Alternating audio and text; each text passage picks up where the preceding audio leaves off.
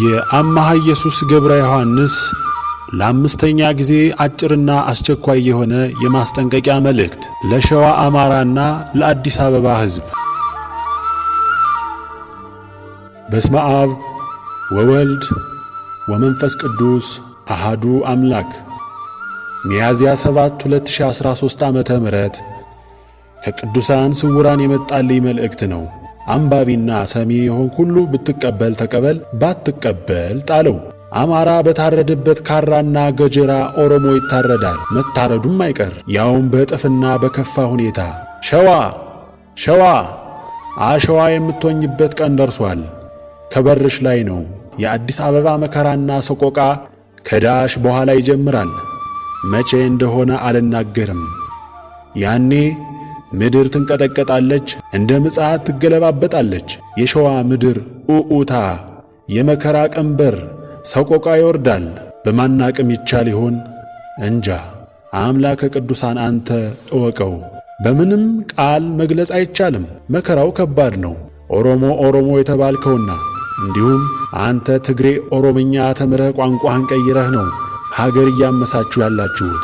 27 ዓመት ቀን ከሌሊት በተንኮልና በዝርፊያ ወጥመድ ተጠምደህ የተለያዩ ቋንቋዎችን ተምረህ ኢትዮጵያን ለማተራመስ አልመህና አቅደህ የተቀመጥክ ሰልጥነህና ሰይጥነህ ተነሳህ።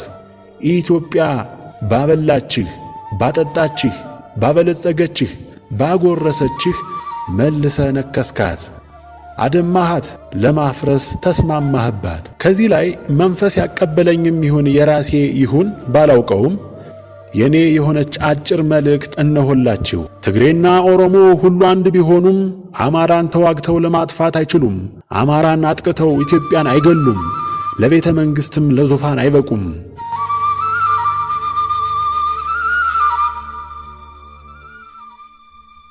ወደ ቅዱሳኑ መልእክት ልመለስና ስለዚህ ወዮልህ አንተ ትግሬ፣ የአምላክ ቅጣት በላይ ሊወርድብህ ትንሽ ጊዜ ነው የቀረህ።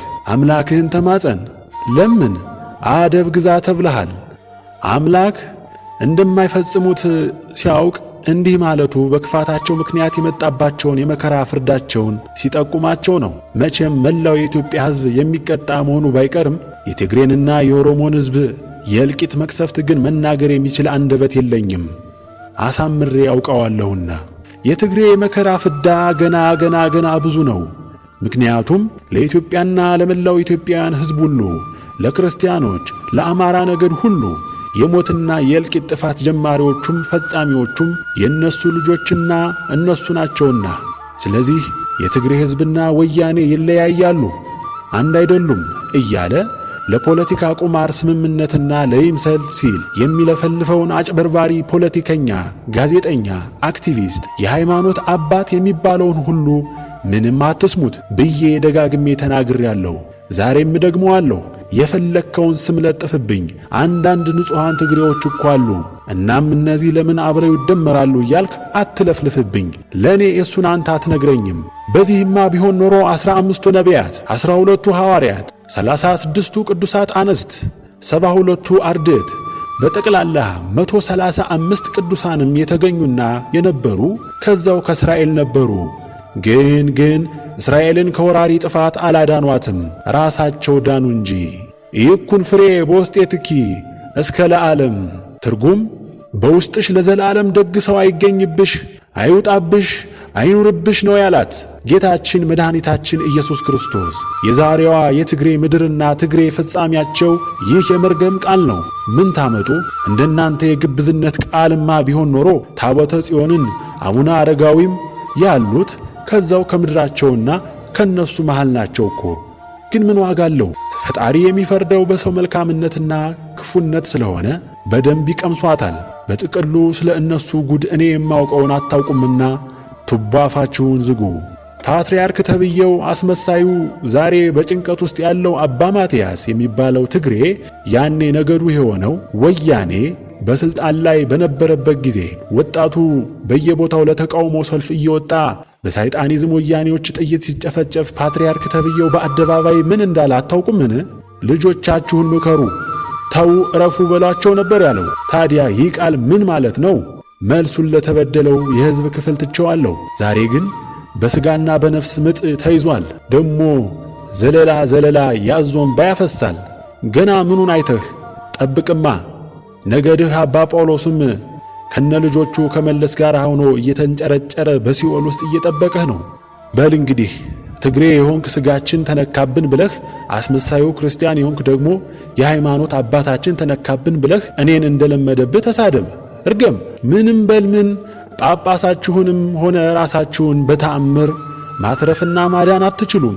በእኔም ላይ ቅንጣት ነገር ማምጣት አትችሉም።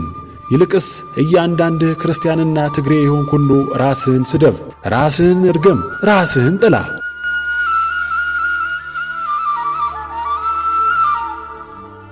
የኔ ማሳሰቢያ ስለ ትግሬ ከባድ ቅጣትና ጥፋት በመልእክቶቼ ደጋግሜ ተናግሬ ያለሁና ወደ ኋላ እየተመለሳችሁ የድምፄንና የጽሑፌን መልእክቶች በሙሉ በማስተዋል ማዳመጥና ማንበብ ነው ያለባችሁ። ወደ ቅዱሳኑ ቃል ስመለስ አንተም እንስሳው ኦሮሞ በውሸት ታሪክ በትግሬዎች ትርክት ኢትዮጵያን ለማፍረስ ተነሳህ። አንተ ሳትሞት በቁምህ ትፈርሳለህ። መሠረት የለህምና፣ በመሠረት አልተገነባህምና፣ በመሠረት ላይ አልተመሠረትክምና አንተ ምናምንቴ፣ አንተ ወፈፌ ጋሪ ነህ። የትግሬ ተጎታሽ ጋሪ ነህ። ነፋስም ነፈሰ፣ ዝናብም ጣለ፣ ጎርፍም ጎረፈ፣ በመጀመሪያ ጠራርጎ የሚወስደው አንተን ጋሪውን እንስሳውን ኦሮሞ ነው። እንስሶች ጎርፍ ሲመጣም ለማምለጥ አይሞክሩም። በቆሙበት ባሉበት ተጠራርገው በጎርፍ ይወሰዳሉ። ለምን ቢባል እንደ ሰው አእምሮ የላቸውም፣ አያስቡም። የሚንቀሳቀሱትም በእረኛ ነው። አንተም በትግሬ ውሸትና ትርክት ሀገርን አማራን ታምሳለህ። ዋ ልብ በል፣ የማይቀርልህን ሐቅ ነው የምነግርህ። የሕፃናት ደም ከምድር ላይ የጮኸ ነው። የሥላሴ ፍርድም መጥቷል።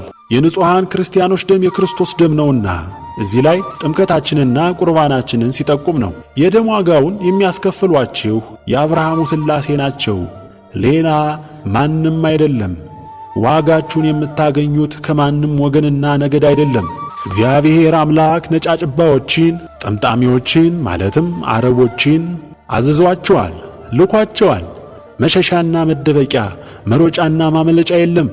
የያዝከው ካራና ገጀራ እያንዳንድህን መልሶ አንተን በእጥፍ እጥፍ ይሸከሽክሃል። ይህንም ነገ ወይንም ከነገ በስቲያ እንዳትጠብቀው፣ ዛሬውኑ አሁኑኑ መጥቶልሃል።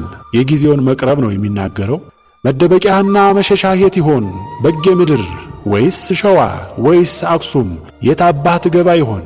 አንተ ምናምንቴ ኦሮሞ ሁሉ እንጃ ሰቆቃህን ያየ አያድርስ ነው።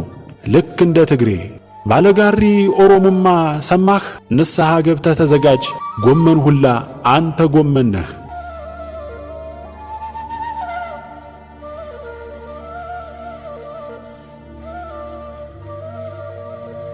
የኔ ማሳሰቢያ ስለ ኦሮሞ ዘግናኝ እልቂትና ጥፋት በቁጥር 2 የድምፅ መልእክቴና በሐዘን ማጀቢያ ድምፅ በተለቀቀው በቁጥር 4 የጽሑፍ መልእክቴ ላይ ስላለ ያንን ተመልሳችሁ ማዳመጥና ማንበብ ነው። የሚገርማችሁ ነገር ፈጣሪ ቃልና ሚስጥር አይቸግረውምና ኦሮሞን በቁጥር 4 የጽሑፍ መልእክቴ ላይ ካስታወሳችሁ ኦሮሞን ቅል በለው ቅል ነው፣ መጣብህም ሄደብህም ብትለው ቅል ነው ነበር ያሉኝ ቅዱሳን። አሁን ደግሞ ጎመን በለው ጎመን ነህ አለው። ትርጉሙን አሁን አልዘረዝርም። ከዛው ተጠያየቁ፣ ተነጋገሩ። ወደ ቅዱሳኑ መልእክት ስመለስ አምሃ ኢየሱስ የወንዶች ጥርጊያ አሁን ከፊትህ ከጥቅምት ወር ይጀምራል የተባልከው ይኸው ተጀምሮ 7ኛ ወሩን ይዟል። የኔ ማሳሰቢያ ይህ መልእክት ከተነገረኝ 3 ዓመት አለፈው፣ ግን በመልእክቴ ሁሉ ላይ አልተናገርኩም። እየደበቁህ የማስቀረው አለኝና ለመናገርና ላለመናገር ከቅዱሳን መብት ተሰጥቶኛልና። ወደ መልእክቱ ስመለስ ይኸውም ያለፈው ጥቅምት ከበጌ ምድሩ ከጎንደር ማይካድራ ጀምሮ እስካሁን ወደፊትም ላለው ነው የተጀመረው።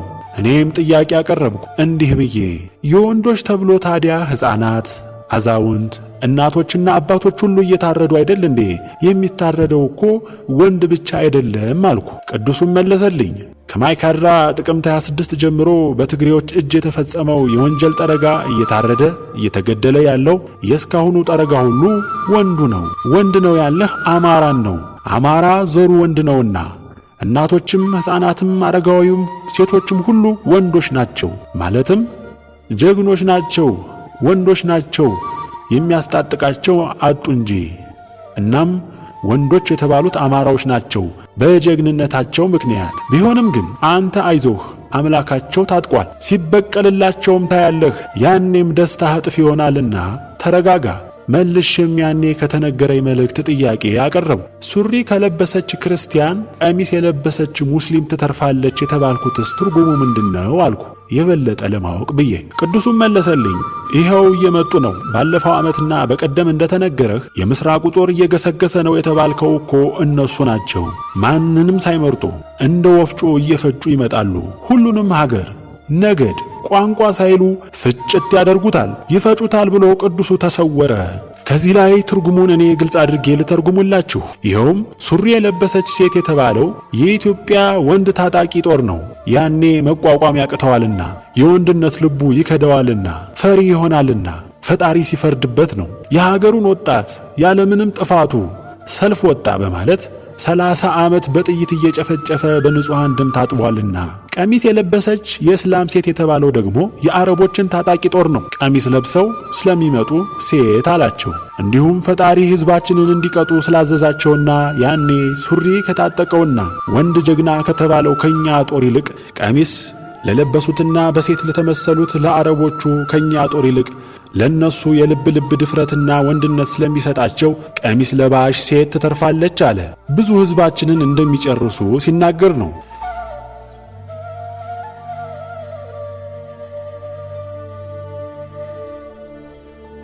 በዚህም ሌሊት በእኔ አእምሮና ልቦና ይህ የግጥም መልእክት መጣ።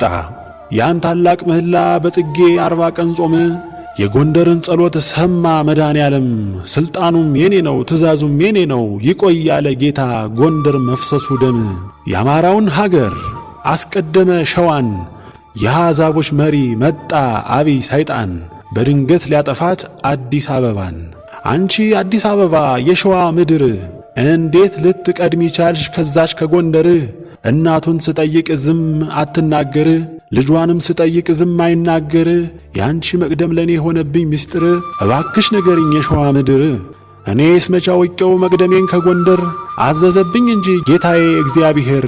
ያውም የኔ ጥፋት አንዴ አይምሰልህ፣ ጎንደርም ስትጠፋ ትውልድ ሀገርህ፣ ኢትዮጵያ ስትጠፋ እናት ሀገርህ፣ ደግሜ ጠፋለሁ እያየ አይንህ። አሁን የሚገዙኝ አሕዛቦች ናቸው፣ የሚባርኩኝም ውሸታሞች ናቸው። ሁሉን አንድ አድርገህ ባንድ ደምራቸው። ሃይማኖት የላቸው መናፍቆች ናቸው፣ ምግባርም የላቸው ሰይጣኒዝም ናቸው። ምንም ቢሉ ምንም የማይድኑ ናቸው፣ ሕዝቡን ሁሉ ይዘው የሚያጠፉ ናቸው።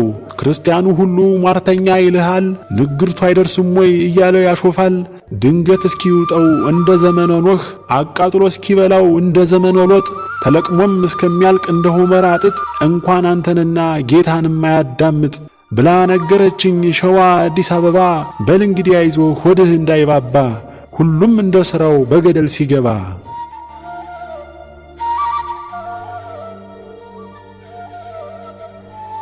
የኔ ማሳሰቢያ ስለ አዲስ አበባ እልቂትና ጥፋት እንዲሁም በኦሮሞ አጥፊ ኃይሎች ስለመከበቧ በቁጥር 2 የድምፅ መልእክቴና በቁጥር 2 ድንገተኛ የጽሑፍ መልእክቴ ላይ ስለተናገርኩ ያንንም ተመልሶ ማየት ነው። በተረፈ ግን ለዚህ ሁሉ የአማራና የክርስቲያኖች እልቂት በቀዳሚና በዋነኝነት በፍርድ ተጠያቂዎቹ የሚሆኑት ለ31 ዓመት የገዙን የፌዴራል መንግስት ባለስልጣናት ተብዮች በሙሉ፣ የአማራ ክልል መንግስት ባለስልጣናት ተብዮች በሙሉ፣ የትግራይ ክልል መንግስት ባለስልጣናት ተብዮች በሙሉ፣ የደቡብ ክልል የመንግስት ባለስልጣናት ተብዮች በሙሉ፣ የኦሮሚያ ክልል ባለስልጣናት ተብዮች በሙሉ፣ የቤኒሻንጉል ክልል ባለስልጣናት ተብዮች በሙሉ፣ የፌዴራልና የየክልሎች የምክር ቤት አባላት ባለስልጣናት ተብዮች ሁሉ፣ የፌዴራል መንግስት መከላከያ ሰራዊትና ፌዴራል ፖሊስ በሙሉ እንዲሁም የትግሬ፣ የአማራ፣ የኦሮሞ ልዩ ኃይል በሙሉ እንዲሁም በመላው ክልል የምትኖሩ የአድማ በታኝ ፖሊስ ተብየው ሁሉ እንዲሁም የኢትዮጵያ ኦርቶዶክስ ተዋሕዶ ሃይማኖት መሪዎችና ባላደራዎች፣ የሕዝበ ክርስቲያኑ እረኛዎችና ጠባቂዎች ነንባዮችና ባለስልጣናት ነንባዮች በሙሉ ናቸው። ይህም የማይቀርና እውነት መሆኑን ከእልቂት ቅጣቱ የምትተርፉ ለማየት ያብቃችሁ እላለሁ። እናንተየዋ አንድ ነገር በወሬ ሰማሁ፣ ለወሬ ፍሬ የለውም እንጂ አብይ አህመድ ጋኔል ክብሪትን ማለትም ዳንኤል ክብረትን 9ኛው ፕሬዝዳንት ሊያደርገው ፈልጓል አሉ። ሐለሙ ህልመ ወአልቦ ዘረከቡ አለ ዳዊት። ትርጉም ማለትም ጥሬ ነጠላ ትርጉሙ ህልም አለሙ፣ ሐሳብ አሰቡ፣ ምኞት ተመኙ ያገኙትና የፈጸሙት የለም እንጂ ማለት ነው። ገባችሁ? በተጨማሪም መቼም ንጉሥ ዳዊት ያልተናገረው የለምና እንዲህ አለ። ወመዋዕለ አመቲነኒ ሰብአ ክራማት ወእመስ በዝሃ 80 ዓም ወፈድፋዶንስ እምዕላ ጻማ ወህማም ይላል። ነጠላ ጥሬ ትርጉሙ የዘመኖቻችንም ዕድሜ 70 ዓመት ነው፣ ከዚህ ቢጨምርና ቢበዛም ግን 80 ዓመት ነው፣ ከዚህ ቢጨምርና ቢበዛ ግን የእርጅና ድካምና መከራ ነው ሲል ነው። ምስጢሩ ረቂቅ ነው። ባጭሩ ግን ለአሁኑ ኢትዮጵያ ከእንግዲህ ወዲያ ማለትም ከ8 ዘመን አመጣሽ ሰይጣኒዝም መሪዎች ሌላ ተጨማሪ 9ኛ ሰይጣኒዝም ጅል አትፈልግም። ሁሉም ነገር በጌታ ተወስኗልና። ቢሆንም እንኳ ለኢትዮጵያ መከራ ጻርና ጋር ነው፣ አይሆንም እንጂ። ገባችሁ? ለነገሩ ለሳምንታትና ለወራት ያህል ቢሆንም እንኳ ለኔ አይደንቀኝም። ምክንያቱም በሀገር ላይ ደህና ሰዎች ሲጠፉ ጅሎች ይነግሳሉ ነውና ነገሩ። ምንጭ አይታወቅም። መቼም አብይ አህመድና ጋኔል ክብሪት ማለትም ዳንኤል ክብረት የማይቃዡት ህልም የላቸውም። ብንን ሲሉ ግን ያጡታል የለምና።